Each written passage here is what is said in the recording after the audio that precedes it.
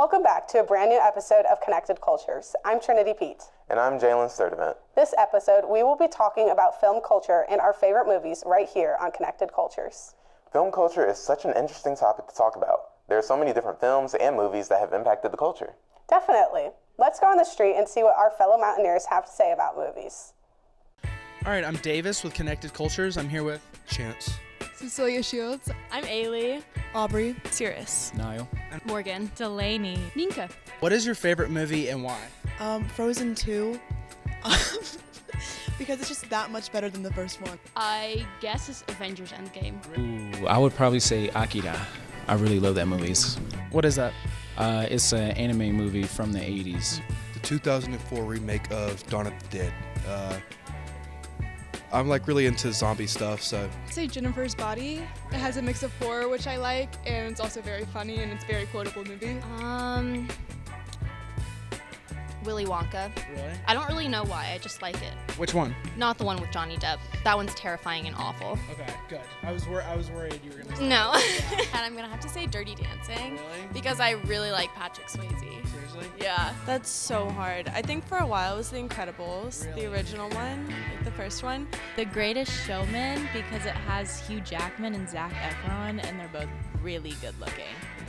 What's a movie coming out soon that you're excited to see?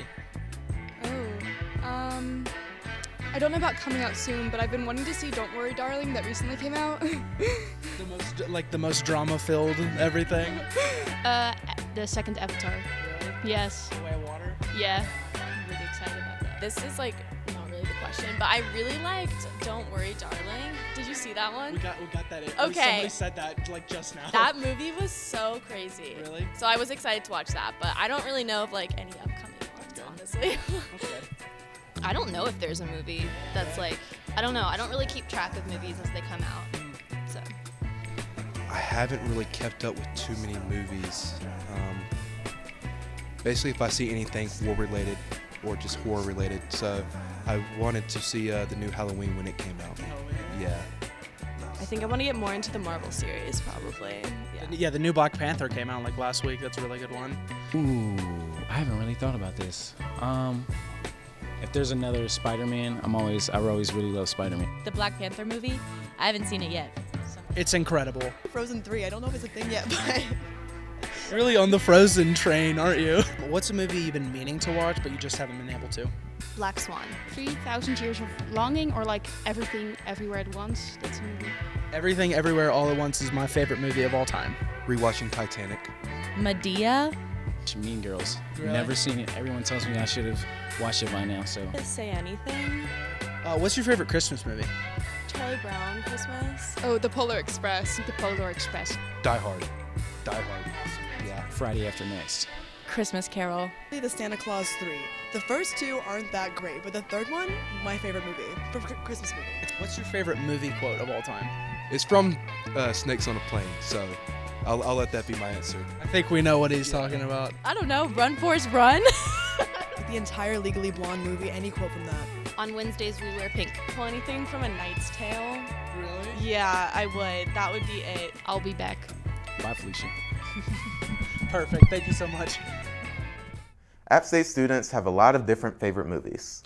Kind of makes me think of my own favorite movie. Same here. We actually know someone who would love to talk about their favorite movie. When we come back, we'll be talking with the station manager of AppTV, Eric Fisher.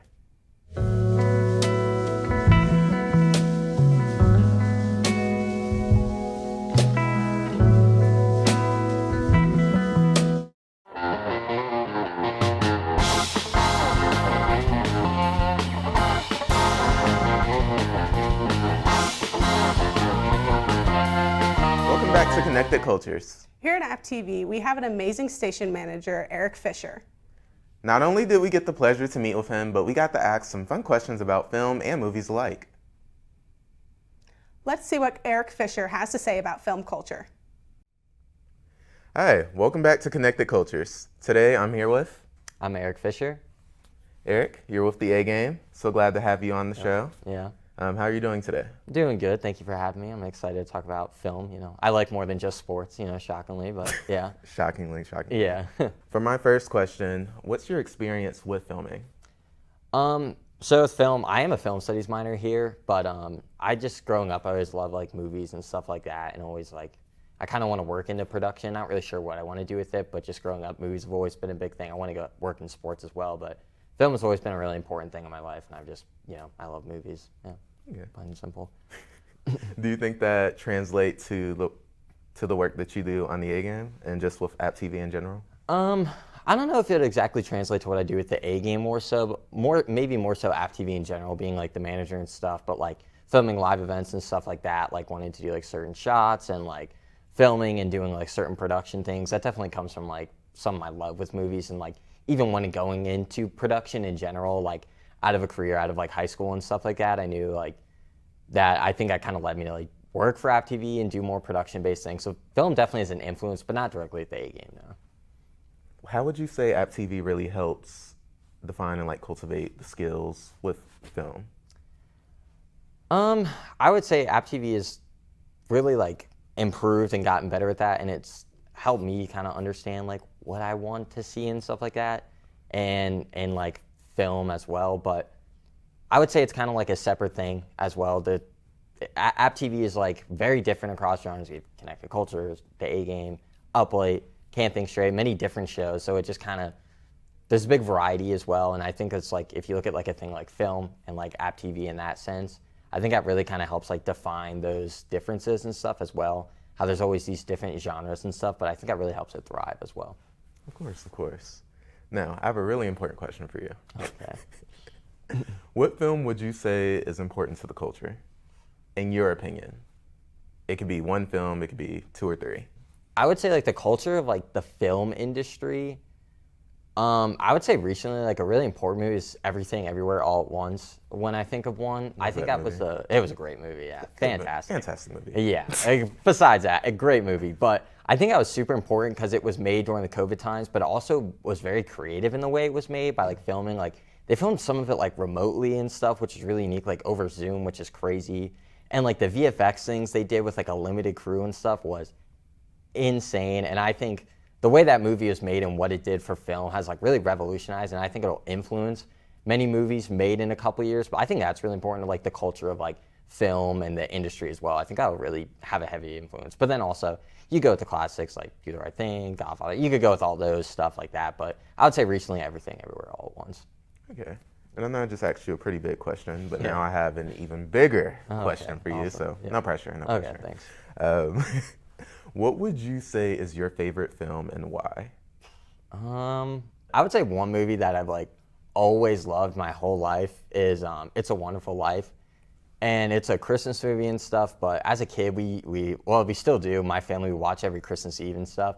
So I think it's more like a nostalgia thing with that. So it kind of like, that hits home with me, and I've always loved that movie. And it's just a great movie overall, but yeah, I would say that might be my favorite movie of all time. I don't know if it is. It's hard to say if I have a favorite, but I also love like Before Sunrise. That's like one of my favorite movies too. Okay. I know we've been talking about a lot of films and your experience with filming and stuff, and also your opinions on movies and trying to remember favorite lines and stuff. Why do you think film culture is so important, I guess, with like life and also like nostalgia with how you were talking about like your upbringing with your family and stuff? I think the ability that you have with film to create this kind of like magical world in a sense, like you look at Harry Potter, like making that coming to life and like so many people loving that. But I think film's just important because it allows us to like connect over things with other people, and also just seeing different stories from other people's cultures as well, not just from like here in the US, but in other parts of the world, watching like foreign films and stuff like that. I think it's super important because it helps you learn and spread ideas and stuff that are important amongst different people. Thank you.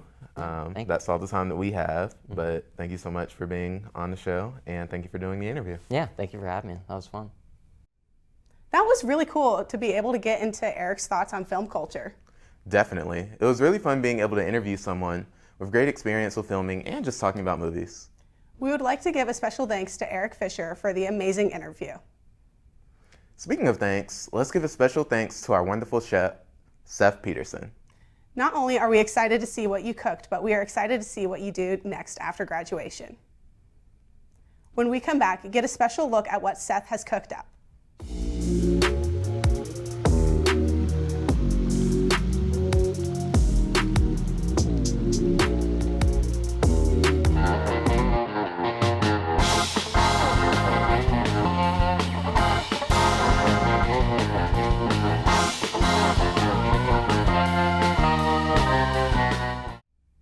Welcome back to Connected Cultures.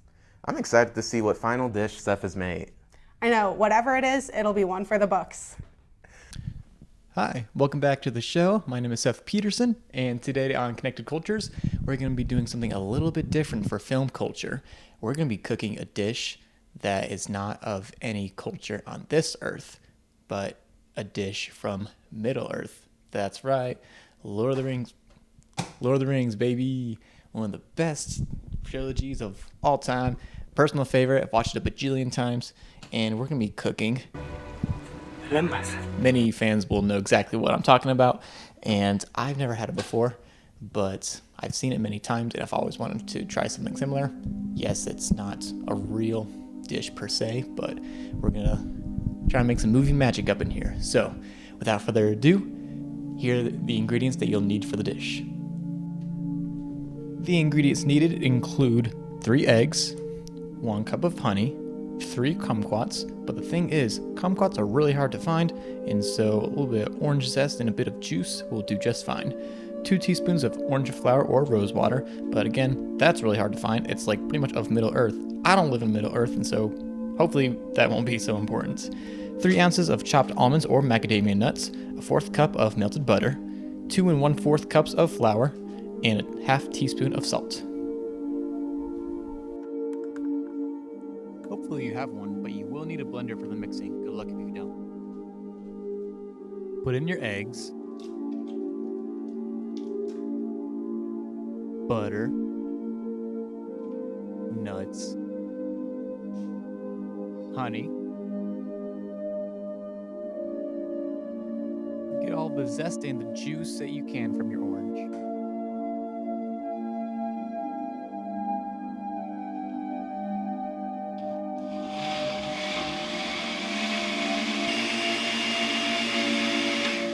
Once your mixture starts looking good, add a cup of flour.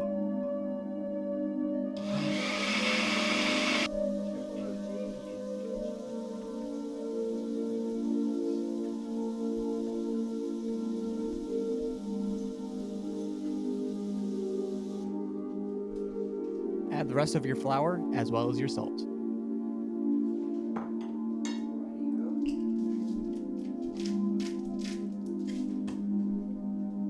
That's just not free.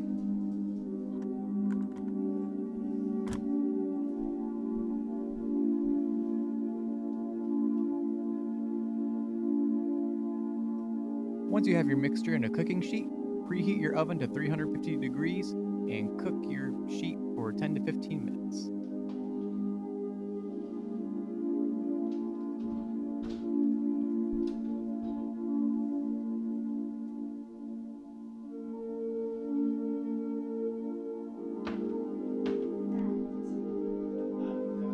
For the aesthetically pleasing look, cut X's on the lembas bread to give it an authentic look.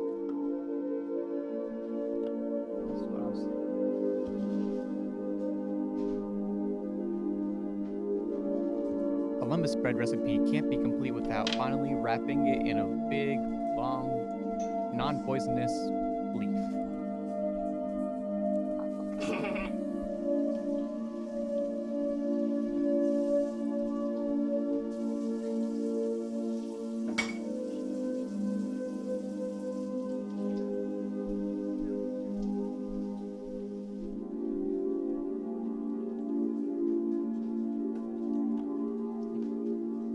Wrap it in a nice piece of string, and you're set for your journey to Mordor.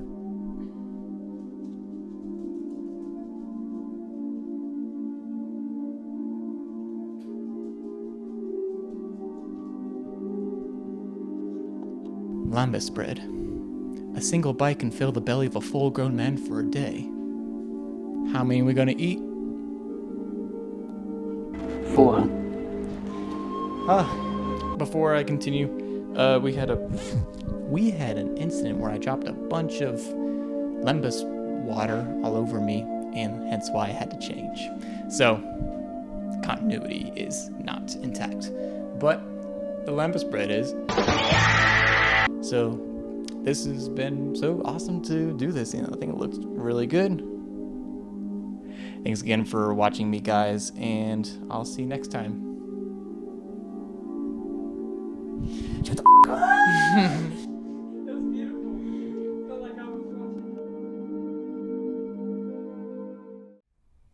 That was truly quality cooking. Yep, that's Chef Seth for you. Maybe we can get him to make a cookbook for us. Right? It's only right he continues to share his gifts. Seth, if you're watching, start cooking on the cookbook. While we wait, let's go to break.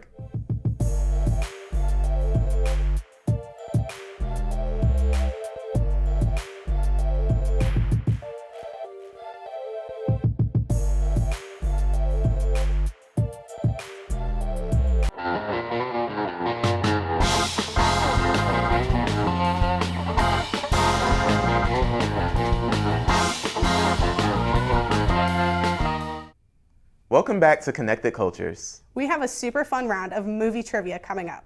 This round of trivia includes AppTV's very own Buenos Días Boone. Special thanks to Buenos Días Boone for playing trivia with us. Let's see who won this high-stakes round of trivia. It's connected. It's connected. Boogie, woogie, woogie. Hi, I'm Davis with Connected Cultures. We're here with Buenos Días Boone to do a little trivia night. Can the panel of everybody here please introduce themselves? Hi, my name is Alex Kiza, and I'm from Buenos Días Boone. My name is Aldo Sarabia. I'm Jaylen Sturdivant. I'm Kevin Rivera from Connected Cultures. And we're going to have a little trivia competition to see who knows more about movie culture. So yeah. All right, first question. The head of what kind of animal is front and center in the infamous scene from The Godfather? A bear. Cultures. A cat. Both incorrect. It's a horse. Horse head. The most infamous scene would be the beginning when he's stroking a cat. Don't think become the Godfather. Oh my, beautiful. All right. All right. No respect. Nice. In what 1976 thriller does Robert De Niro famously say, "You talking to me?" Goodfellas.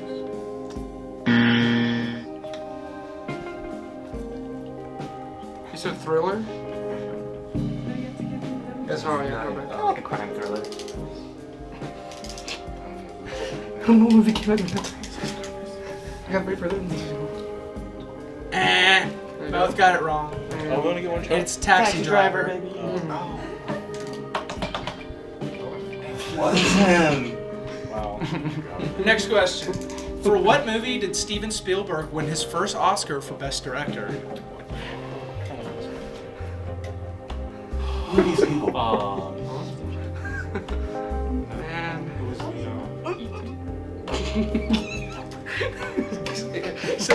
Bro, it's E.T. Did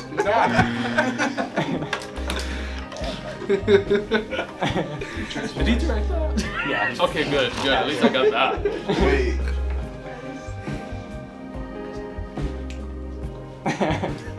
Schindler's List.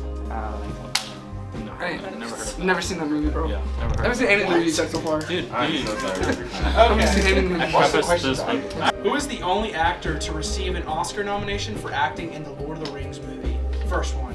You can say actor or character. You know, I'm gonna pass on this because I've never seen it. I've never seen it. Yeah. Orlando Bloom?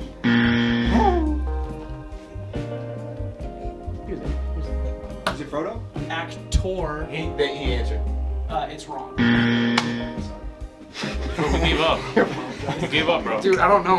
I've never watched the movie. I've never seen it. 4, Leonardo 3, DiCaprio. 2, Leonardo DiCaprio. Ian McKellen or Gandalf. I just said Gandalf. He's in. We didn't buzz I didn't know he in was and in that say movie. it. I thought he was in The Hobbit. You said Frodo. He's in both. You You said Frodo. I couldn't did decide. that like a minute before you said that. What's the highest grossing R-rated movie of all time? Deadpool? Incorrect. That used to be. It was, and we were replaced by this movie. Can we get a hint? Yeah, can we get clues? We live in a society. Wait, I don't know anymore. Joker? Bingo. Let's go! Very correct. It's the Joker. A win is a win.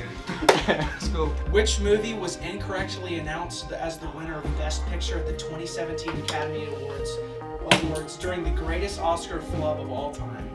Cultures? Was it La La Land? It was. Yes! Yeah, let's go. Shout out to La La my Land. That's what I'm talking about. What is the name of the toy store in Toy Story 2? That's a good ass one. Oh, wait. No. Oh! Culture, is it Buy and Law? Is that your answer? Yes. Wait, what'd you say, sorry? Buy and Low? Incorrect. Okay. I don't know, man. Now Otto has a chance. I don't know, bro. I think that was. That was Toy Farm. Wrong. Give me half point. Alan's. No half point. It's wrong. What was it? Alan's Toy Barn. What is the name of Andy's neighbor in Toy Story? Cultures, Sid. Yes. I didn't know his name, bro. I just know he's the bully with the skull shirt. Yeah. That's what we call him, Mason. What does Hakuna Matata mean? No worries. Dang it. I don't know. Kevin put that Dad counts. first. That's some bias. Wait, That's biased. What is that down before? He did though. Excuse my language. Then now you gotta beep it out. He did. No worries. That's about real now. He did put his. It mean no worries. Yeah. I can't see, so who does it count for? I don't know. Alex said it.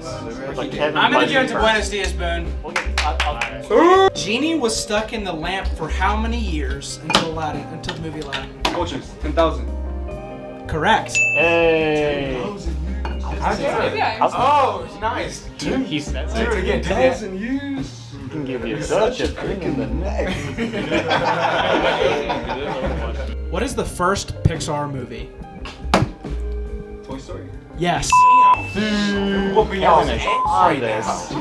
I was about to say Wally. I was about to say Wally. You guys got it. What's the name of the high school in High School Musical? Oh. I never saw that movie. East High. Yes. Wow.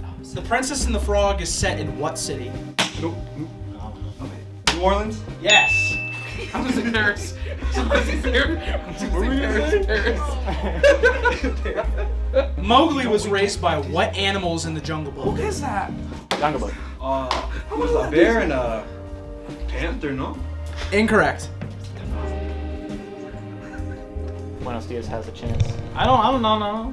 A gorilla? A bear and a A jaguar? wolf? Bear and a puma? A wolf? Is that your final answer? Is it two animals or one animal? What animals in the Jungle Book? A bear? And A jaguar? You fool! That's exactly what he said! they said a panther. They said a panther. No. He had it right. Why did you tell him I no? said bear. Why you had it right? You literally had it right. It was wolves. She told you jaguar, bro. Who was the first black Disney princess? Tiana. Correct. I don't know her name. I don't know her name. Oh, let's leave. All right, we're here for round 2 of trivia, so let's get into it. Joaquin Phoenix received his first Oscar nomination for playing Roman Emperor Commodus in what 2000 Oscar-winning epic? Gladiator. Yes. Let me finish the question. But I already knew it. I don't care. Let me Okay. finish the question. You can't buzz When in do until bu- after You the can't question. buzz in until After? That's To be not how fair, it's in Seth Jeopardy. buzzed. Jennifer Lawrence won Best Actress Academy Award for what 2012 romantic comedy drama? I had it before. Silver Linings Playbook. Didn't finish the question. But yes, you got it. Which Alfred Hitchcock thriller is notorious for its shocking shower scene? Psycho. Yes. She just looks like him. She's like, oh, Okay, I got to see culture. it's not my... What was Quentin Tarantino's directorial debut? He smacked his hand before you finished the Cultures. question, to be fair. Cultures. Cultures. Is it Reservoir Dogs? It's Reservoir Dogs. Smacked his hand before you finished the question. Stop, you did it twice. Stop. Who is the only person ever to receive an Oscar nomination for acting in a Star Wars movie? Of all of them. He had it before me. Is it Alec Guinness? Yes, it is. Sir Alec Guinness? How many sons does Luke's home planet of Tatooine have in Star Wars A New Hope? Cultures. McKinnon. How many sons? How many sons? 1. No. It's 2. I thought he had 2 moons. It's 2. It's 2 sons. Tatooine, the House of Two Sons. He manifested it. Wait, why did they get that one right? Because you said the wrong answer and they said the right answer. But then you can't be okay. But when I say the wrong answer, you got to stop like telling them. I didn't say that. I said no, and then they said 2, and I said yes. Alright, whatever. I think Disney introduced its first animated openly gay character in what movie? Oh wait. Oh my god. What's it called? Is it Inside Out? Finding Dory. Oh. Answer? Onward. Oh, yep. Police officer. Word? We just What get was one. Nemo's mother's name? Her. Trinity. Oh, that was that. Oh, I That's thought- got this. Is Cora. Cora? Is that what you said? Coral. No. I was clarifying. Alex Trebek doesn't He messed clarify. Damn. I'm gonna be fair, and I'm not gonna give it to him. Okay, fair. That's fair. You guys, do you have an answer? Coral. It's coral. What condition does Dory suffer from? Short-term or memory loss. Correct. You didn't He say it didn't right. say it right. No, he said it No, right. That's he how he said says it it. exactly It's right. If he memory. said short-term memory loss, I wouldn't have given it to him. And then Who was Experiment 626? Cultures. Stitch. Correct. Dude, that was dope. Okay, I get questions like that, bro. Okay, I get questions like that, dude. This is a 2-point question. If you get half of it, you get 1 point. If you get both, then you get 2. What is the name of Ursula's eels? This is you. But it's not. You got this. Like, you guys can answer first. I'll let you guys go first. I'm gonna say eel 1 and eel 2. Is it like mischief? Nope. Oh. That was a good guess. You guys want the answer? Yeah. Flotsam and Jetsam. No, Those are not normal names. What is the beast's human name? Alexandre Dapion. No. Okay, I figured it sounded like that. I feel like it starts with an E. That is not an answer choice. I'm just saying I feel like it starts with an E. Eduardo. Edward. It's definitely not. Come take a guess.